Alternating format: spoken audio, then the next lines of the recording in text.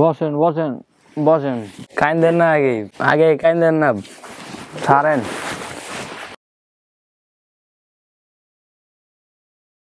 আসসালামু আলাইকুম প্রিয় দর্শক এবং শ্রোতা, আল্লাহ সর্ব অবস্থায় আমাদের সবার মঙ্গল করুন, সবসময়ের মতো সেই দোয়া এবং শুভকামনা জানিয়ে শুরু করছি আপন ঠিকানার আরও একটি আপডেট পর্ব। বেসিক ভিডিও নাম্বার ছিল 687, প্রচার হয়েছিল 1/12/2024। যিনি অতিথি ছিলেন তার নাম হচ্ছে আবদুল্লাহ। আজকে আমাদের সফলতার সংখ্যা দাঁড়াবে 405 যদি আমরা সফল হইতো।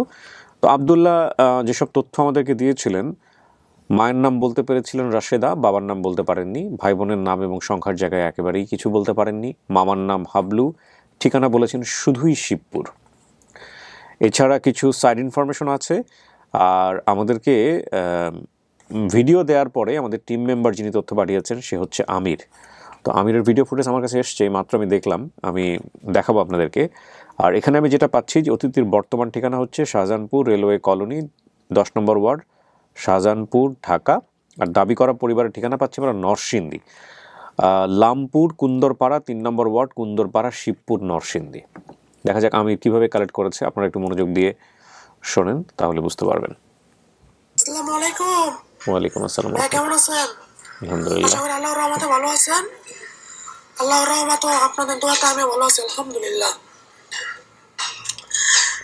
আজকে কথা বলতে চাচ্ছি আপন ঠিকানার 687তম পর্বের অতিথি আব্দুল্লাহ ভাইয়ের পরিবারের তথ্য আমরা কিভাবে সংগ্রহ করলাম।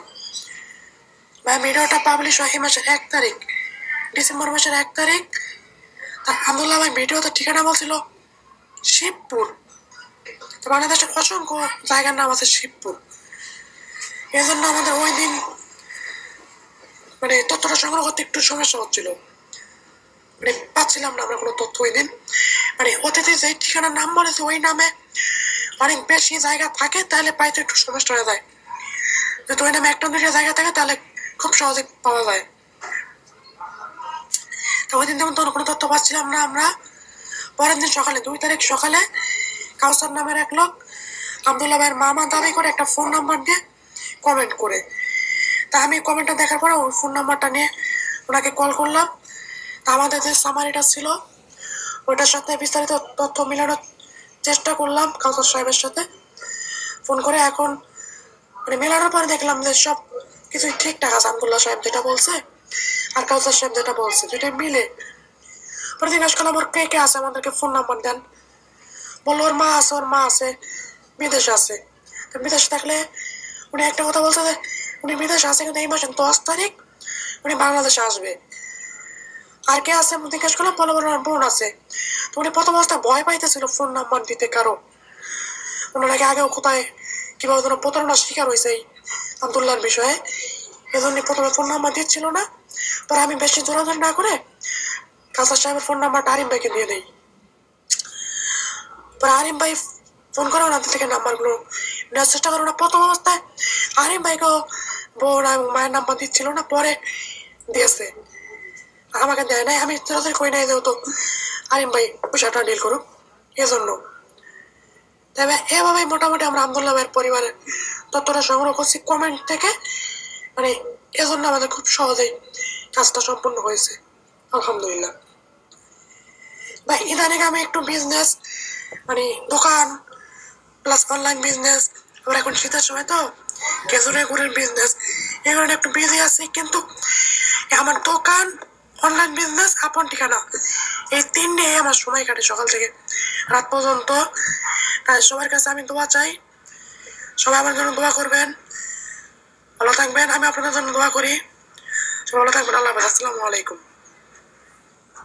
ওয়ালাইকুম আসসালাম রহমতুল্লাহ। আমির, অনেক অনেক দোয়া তোমার জন্যে।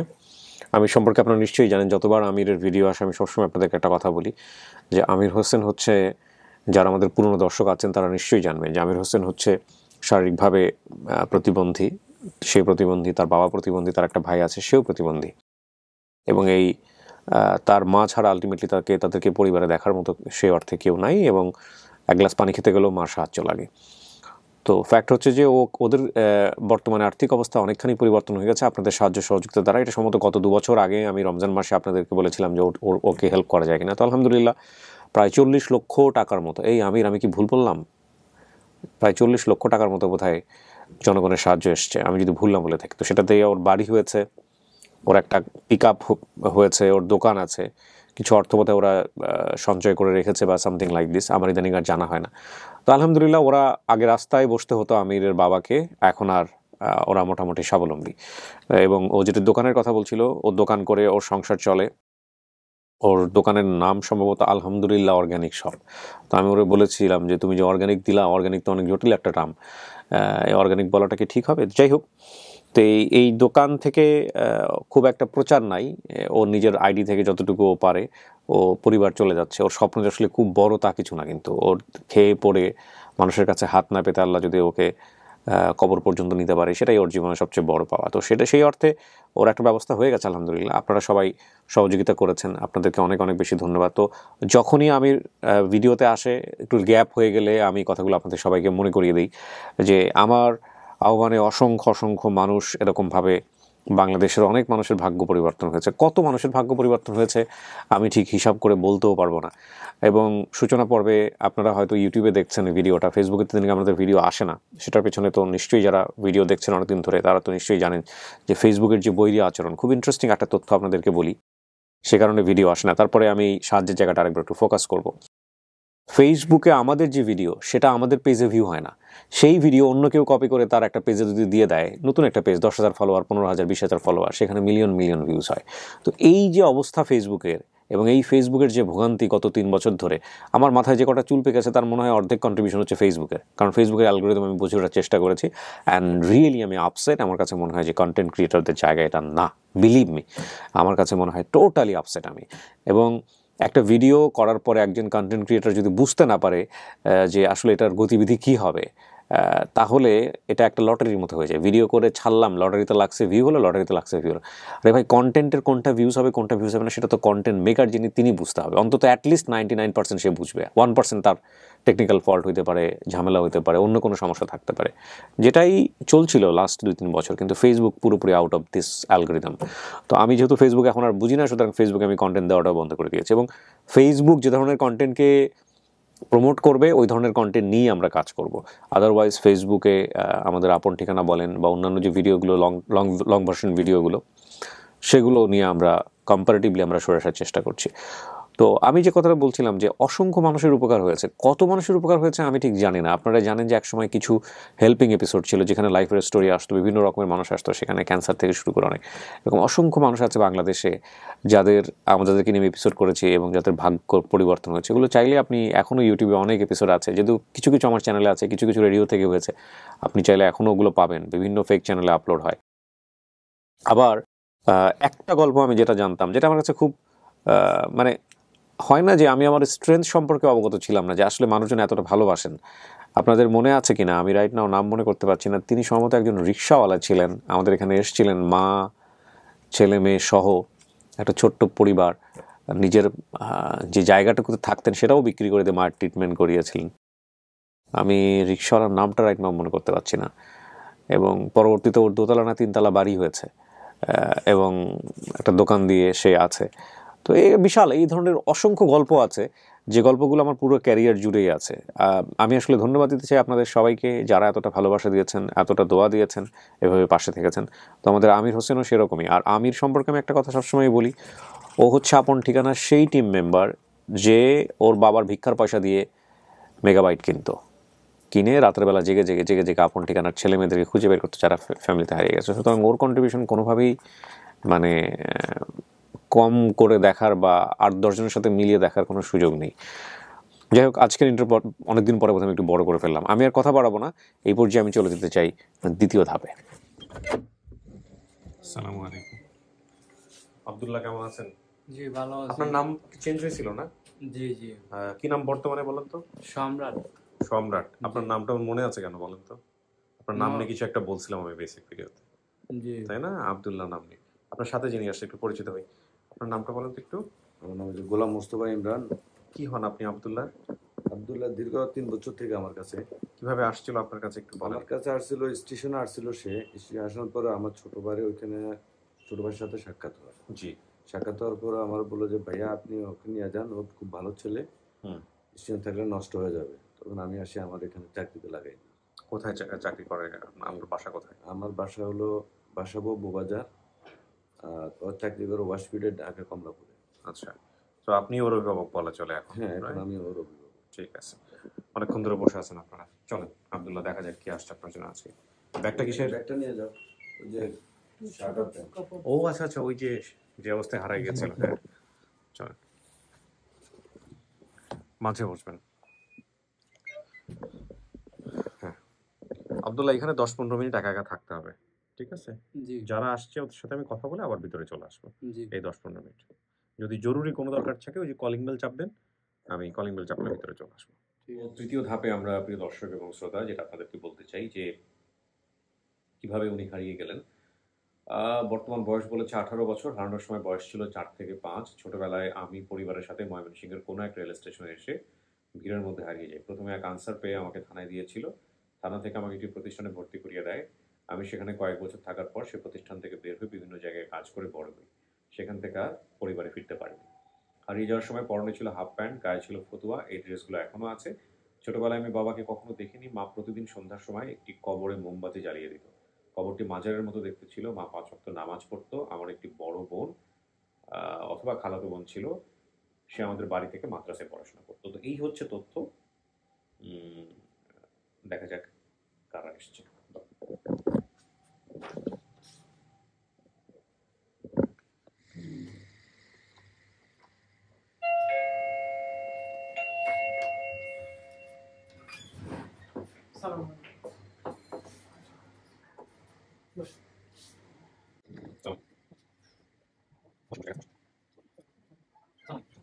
সবার তো ফোন সাইলেন্ট করা আছে না?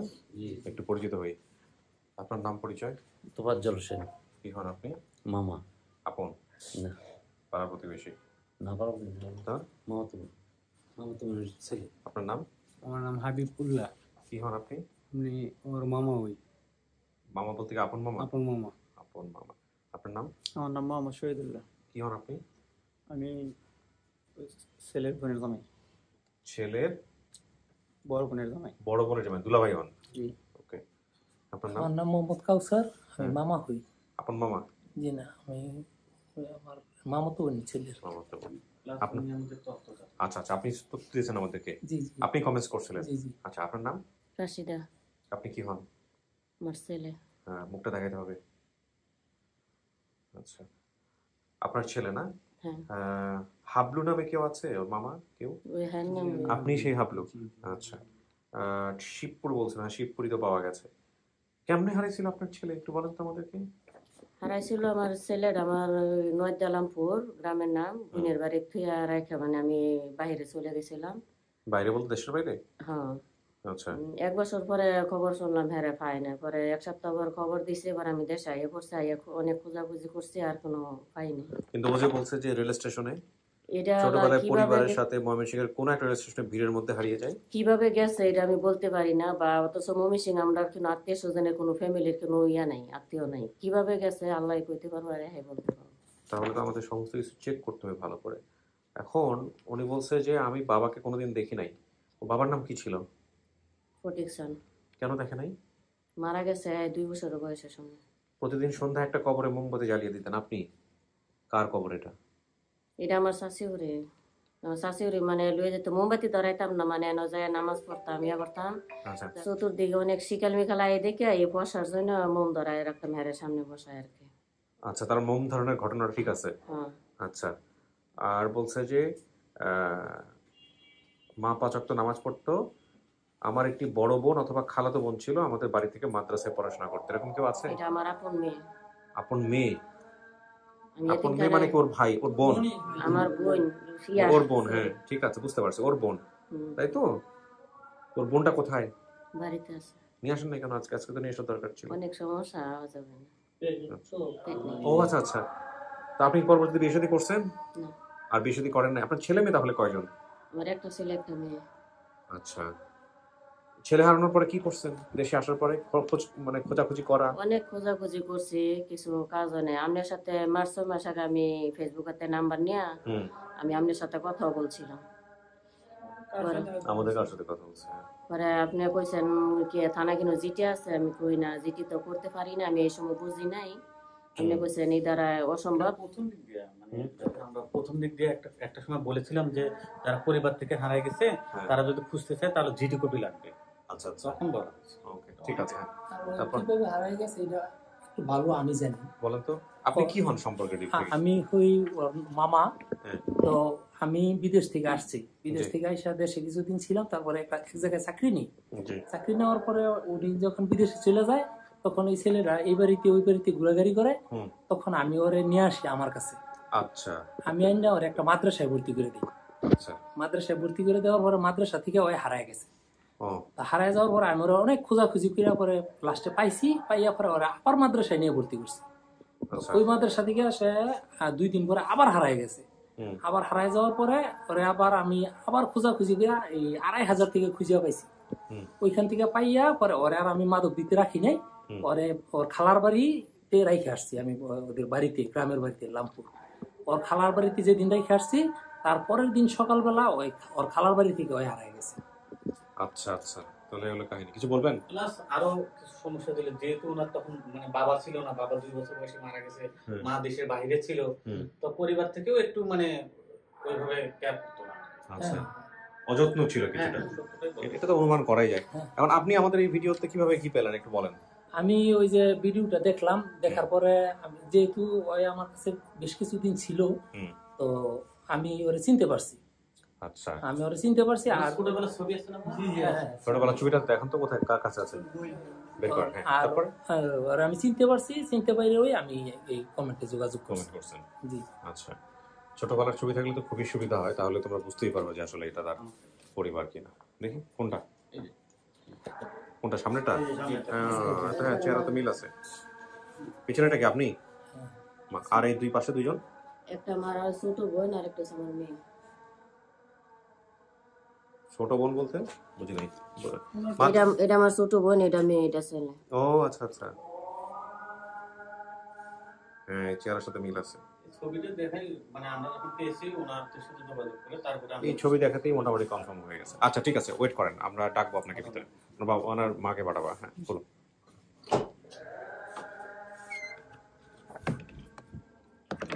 কিছু শোনা গেছে ভিতরে? জি, কিছু শোনা গেছে ভিতরে? না এই ছবিটা দেখেন তো।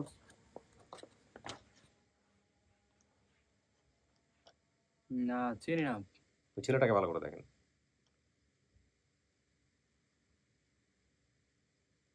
না, চেনেন না? ছেলেটা চিনতেছেন না? কারণ আমি একটু ভালো করে দেখাই। এই হচ্ছে ছোটবেলার ছবি, আর এই হচ্ছে ওর চেহারা। যাই হোক, বসেন, ছবিটা আবার দেখবেন। জি জি।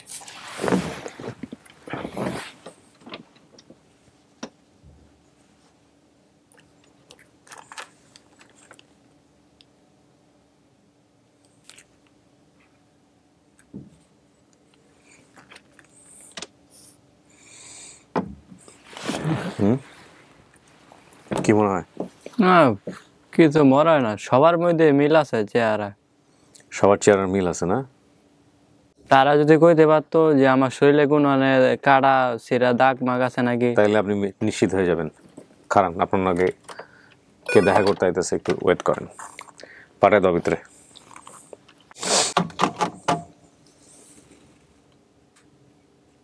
বাড়িতে ফেরার ইচ্ছা তো আছে, যদি পরিবার পাওয়া যায় তাহলে ইনশাল্লাহ সব মিলে যাবে, টেনশন করেন না।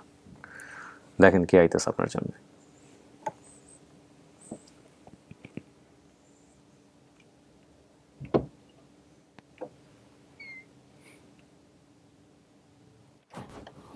আসেন, ওই যে। ওয়ালাইকুম আসসালাম। যান বসে, চাষি বসে নেন। বসেন বসেন বসেন বসেন, কাইন্দেন না, আগে কাইন্দেন না, হে আল্লাহ, ছাড়েন, হ্যাঁ ঠিক শোনেন, মুখ বুঝেন আছে, কাইন দেন না, কানতে দেন। আপনি কি বুঝবেন? সে তো পেটে রাখছে, একটাই মাত্র ছেলে, হাজবেন্ডও মারা গেছে, বিয়ে শাদী করে নাই পরে আর। কাপড় দুইটা দেখেন তো চাচি, দেখেন তো।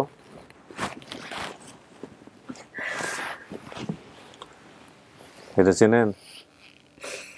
এটি তো আমার বোনের জামাই কিনা দিয়েছিল, তখন আমি বাইরে ছিলাম। ও আচ্ছা, বোনের জামাই কিনে দিয়েছিল না? ভালো করে দেন।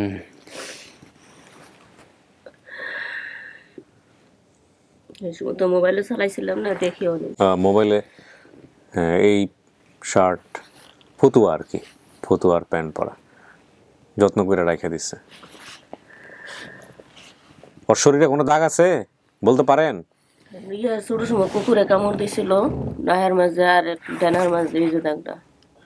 নাকের মাঝে দাগ আছে। আর 6 মাসের সময় কুত্তার মোহর ভিতরে মুখ নিচে চলে গেছে 6 মাসে। 6 মাসের তো আর মোর মনে থাকবে না। এটা ছাড়া ওর শরীরে কোনো চিহ্ন আছে? কাটা ছিঁড়া দাগ আছে নাকি?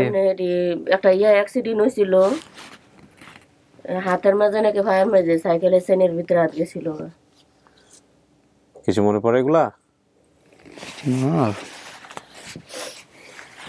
অনেক ইয়ে হয়েছিল অ্যাক্সিডেন্টের সময়, ছিল।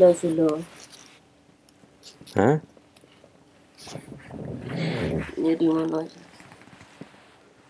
না এটা রক। আপনার কি আছে শরীরে? চিহ্ন কই আছে? আছে কোথাও? না, আর কোনো লাগে না, বুকে পিঠে মাথা টাথায় ঘাড়ে। না, অন্য কোনো ইয়া নাই, বাসে কুত্তা কামড় চিহ্নটাই আমার ইয়া আছে। শোনেন, আপনার মা আপনারা এক জায়গায় রেখে সে বিদেশ গেছিল ছোটবেলায়। সো আপনি বড় হয়েছেন খালার কাছে, নানুর পরিবারে, ওনারা ভালো বলতে পারবে। এখানে আসছো অবশ্য একজন। এখন মনে করেন মা বাপ না থাকলে ছেলে সন্তানের কোনো দাম নাই। আমি মনে করেন আপনি এদেরকে রাইখা গেছিলেন কেন বিদেশে? কেউ দেখার মতো ছিল না? আমার চলার মতন কিছু ইয়া ছিল না, মানে কি কম আপন বলতে আমার কেউ নেই একমাত্র আল্লাহ ছাড়া। জি। আমি যে সময় বিদেশ যাবো আমার কাছে 5 টাকা ছিল না। আমার বড় বোনে আমার টাকা দিয়ে বিদেশ পাঠাইছে, কইছে আমার মায়েরা এতিমখানায় ভর্তি করছিলাম, তো হ্যারো এতিমখানায় ভর্তি করলে তো হ্যার না ওটা আমার বোনে দেখে রাখবো। হ্যার এতিমখানায় দিছিলাম, তখন অনেক দুষ্ট ছিল। নামাজ পড়তে লেলে হুজুরা লঙ্গি ইয়া করালে তো পরে হুজুরা কইছে আপা আপনার ছেলের নিয়ে যান, আর 2-1 বছর পরে দিয়েন। আচ্ছা। তখন আমার বোনের বাড়িতে রেখে গেছি, তো অবহেলার কারণে সবাই অশান্তি দিছে, অনেক কষ্ট দিছে। আমি নিজের চোখ দিয়ে অনেক দেখছি, ফোন দিলে যোগাযোগ করতে দিত না।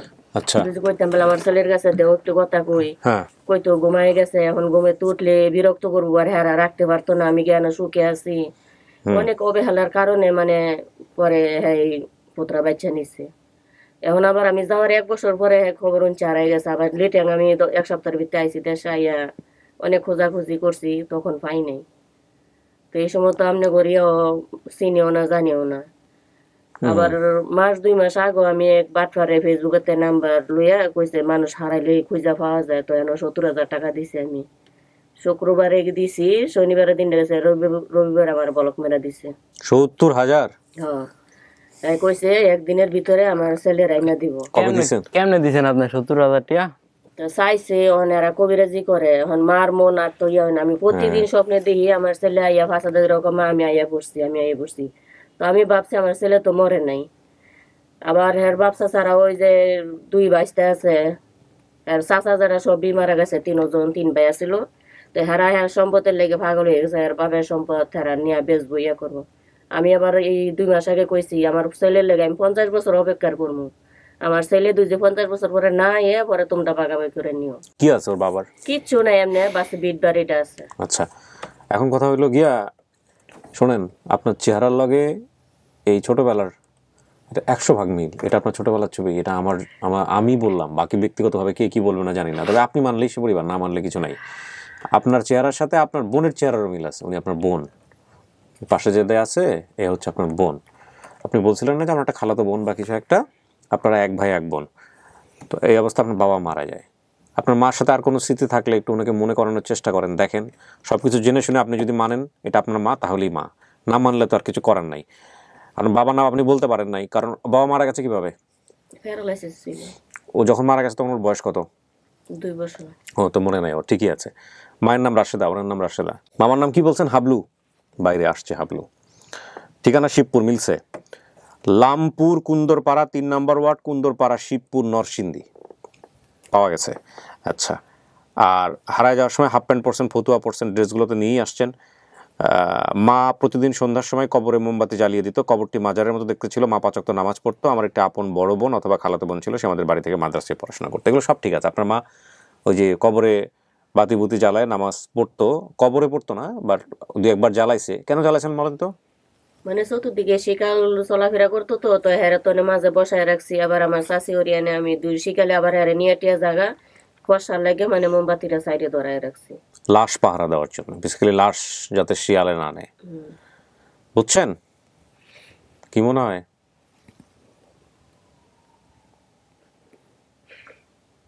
ওর নাম কি আব্দুল্লাহ ছিল? হ্যাঁ। ওর বোনের নাম কি? শাহিনুর। শাহিনুর। আর ওর বাবার নাম? ফটিকচান। ফটিকচান। কি করতো বেচারা? গেরস্তি করতো। তো আপনি বিয়ে শাদী করেন নাই? কেন করেন নাই? বিয়ে শাদী করে লাভ কি?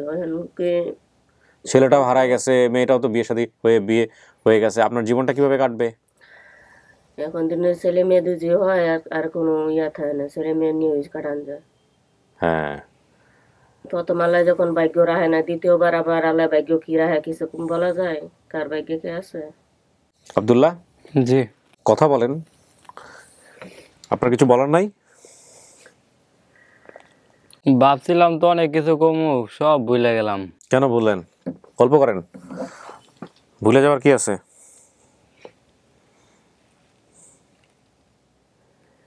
চিন্তা করতে করতে কালকে রাতে ঘুমায় নাই। কি কমু, কিছু চিন্তা ভাবনা করে পারতাছি না। মা মনে হয় ওনাকে?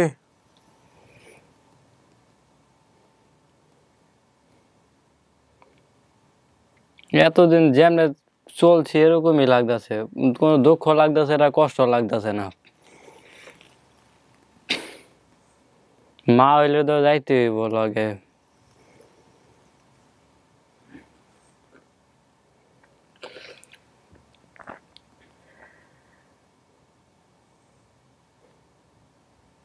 অনুভূতি কাজ করতেছে না? না, না। কি করেন আপনি পেশায়? পরিচ্ছন্ন কর্মী। সিটি কর্পোরেশনের? জি না না, রেলে। রেলে? জি। সরকারি চাকরি? না না, তাহলে টেইলার, কন্ট্রাক্টরের। কন্ট্রাক্টরের? জি। কয় টাকা পান মাসে? 9,000 টাকা। বিয়ে শাদী করছেন? না। চাচি কেমনে চলে এখন সংসার আপনার? আপনি কই থাকেন, কি করেন? আমি বাহিরে থাকি। দেশের বাইরে? আসছেন ছুটিতে, আবার চলে যাবেন? পোলায় যদি না মানে? এটা কি হয় নাকি? একটা ভবিষ্যৎ আছে না? পোলা যেহেতু অনেক পাইছি আল্লাহ দিয়েছে, পোলারও তো একটা ভবিষ্যৎ আছে। কিন্তু এর মন থেকে তো মানতে হইব, এর মন থেকে তো আইতে হইব।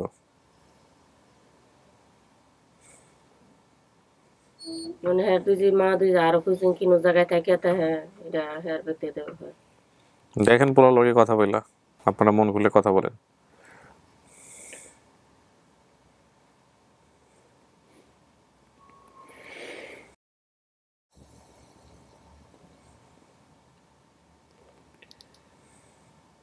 তো যাইতে হইব, সবকিছু মিলা গেছে গা। আপনি কি যাওয়া নিয়ে বেশি টেনশন করতেছেন নাকি? আগে তো আপনার মানতে হইব না? আগে মানতে তো হইব। যাওয়া তো পরের বিষয়, যাওয়া তো পরের জিনিস, পরের সময়। আগে তো মন থেকে আইতে হইব যে এটা আপনার মা কি না, নাকি আপনি সময় নিয়া দেখা শুইনা বুঝা তারপরে সিদ্ধান্ত দিবেন কোনটা আসলে? সময় নিয়ে দেখা বুঝলে মনে হয় ভালো হয়। তাই? আর কি দেখবেন? সবই তো মিলাই গেছে। আপনি যখন ওরা দিয়ে গেছেন তখন ওর বয়স কত? 4 বছর ছিল। 4 বছর? তার তো কিছু স্মৃতিতে থাকার কথা না। 4 বছরের বাচ্চা হারাই গেল 5-6 বছর বয়সে।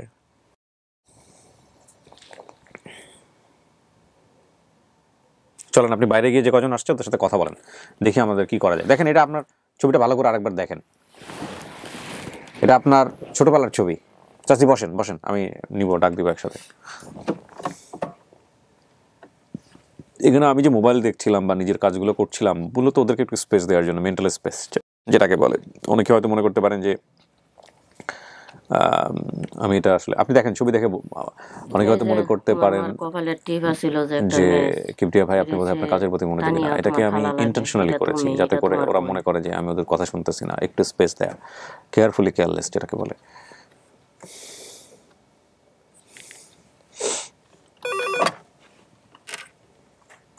বেরোবো আমরা। ছবিটা রেখে দেন। কিছু অনুভূতি আহে না? না না না ঠিক আছে, সমস্যা নাই, দুজনে আসেন।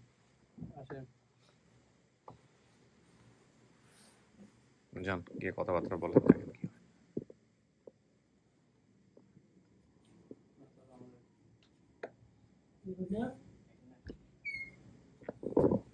ও কিন্তু কাউকে চিনে নাই, বুঝছেন? আপনার একটু কথাবার্তা বলেন। হ্যাঁ,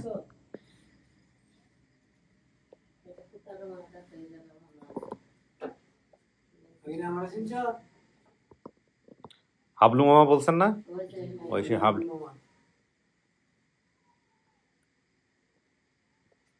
ছবিটা ওনাকে দেখো, ছবিটা ওনাকে দেখো। ছবিটা নিয়ে আপনি রাখছেন না? ছবির টেবিল আছে বোধহয়, ছবিটা নিয়ে আসো ভিতর থেকে, নিয়ে এসে ওনাকে দেখো।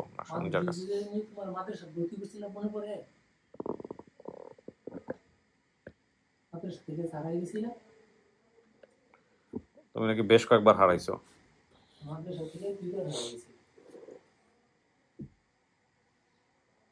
এই ছবির সাথে তো ওই ছবি অনেক মিল না? অনেক হয়নি, ওটা একটু ডিপ একটু হয়। কোনটা? আপনাদের ছবি তোলা আছে না, ওই যেটা আপনার কাছে দেওয়া হয়েছে ছবি ভিডিওতে একটা আছে, ওই ছবিটা আছে এখানে, আছে, নিয়ে আসো তো। মোবাইলেও আছে। হ্যাঁ, আমি তো ছবি দেখে তো মানে আমার কাছে পুরো 100% শিওর হয়ে গেছে মেয়েটা ও, ব্যাপারে কোনো সন্দেহ নাই।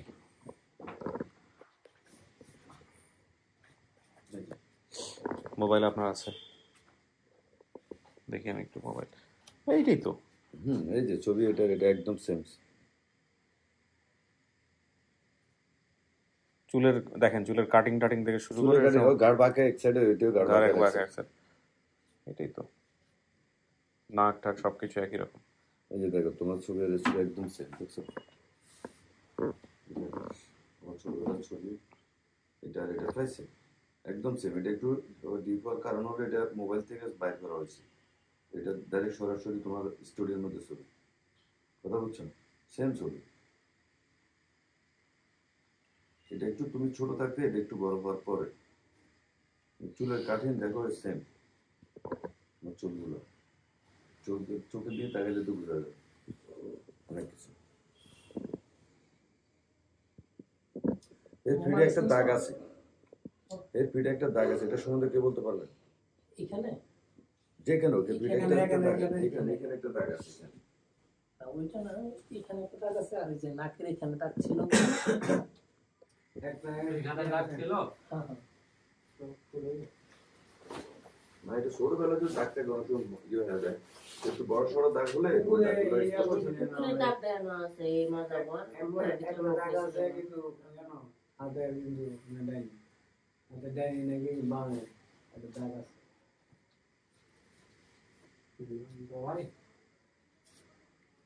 একটা দাগ আছে ছোট।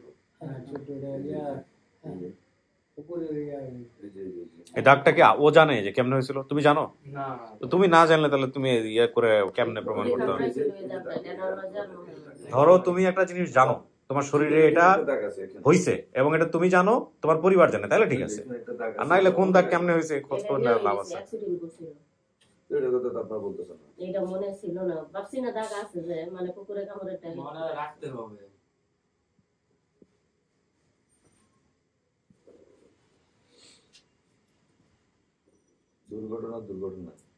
দুর্ঘটনা কেউ এড়া যেতে পারবে না। কথা বুঝছো? আমি শুনছি এখানে বসে উনি দেশের বাইরে গেছে, কার জন্য গেছে? তোমার জন্য গেছে।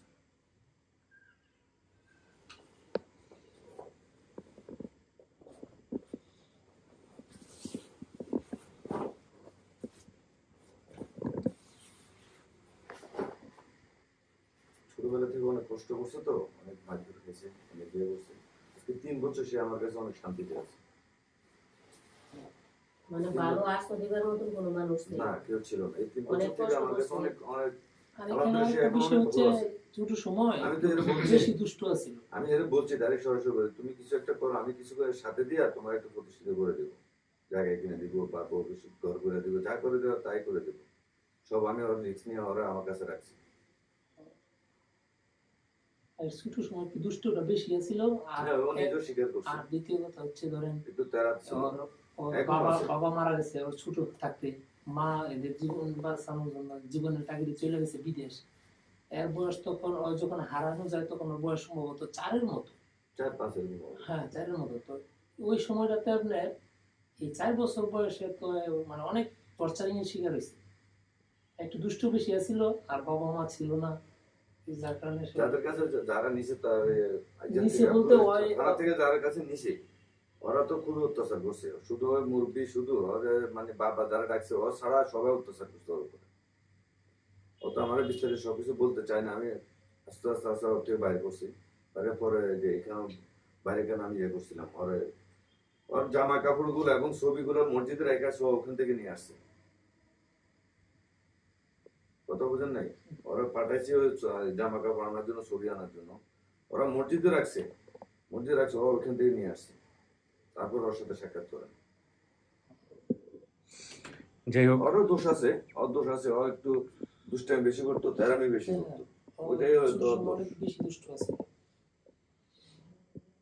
আব্দুল্লাহ, আমি শেষ করি। হ্যাঁ, তাহলে আমরা কি আপনার কাছ থেকে কি মানে লাস্ট কি পাচ্ছি যে আপনি কি বলতে চাচ্ছেন? মানতেছেন নাকি আপনি সময় নেবেন?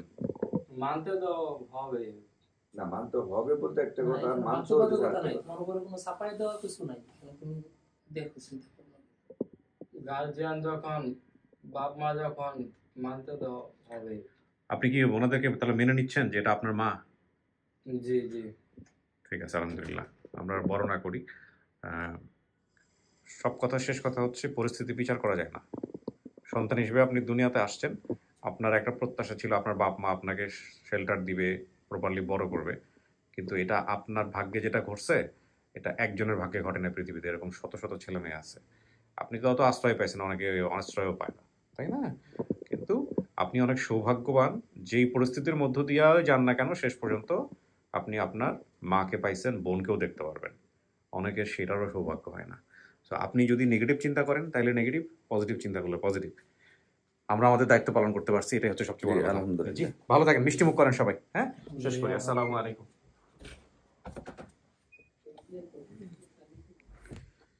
আলহামদুলিল্লাহ প্রিয় দর্শক এবং শ্রোতা, এটার মধ্য দিয়ে আমাদের টোটাল সফলতার সংখ্যা দাঁড়ালো 435। আপন ঠিকানায় 405, লস্ট অ্যান্ড ফাউন্ডে 30, মোট 435। আমরা আর উপসংহার বড় করব না। সবাইকে অনেক অনেক ধন্যবাদ যারা চেষ্টা করেছেন নিয়মিত এই ছেলে মেয়েগুলোকে তাদের বাড়িতে ফেরানোর জন্যে। তাদের প্রতি বিশেষ দোয়া। আপনারা সবাই ভালো থাকুন, এই প্রত্যাশায় আমরা আজকের মতো এখানে শেষ করছি। আসসালামু আলাইকুম।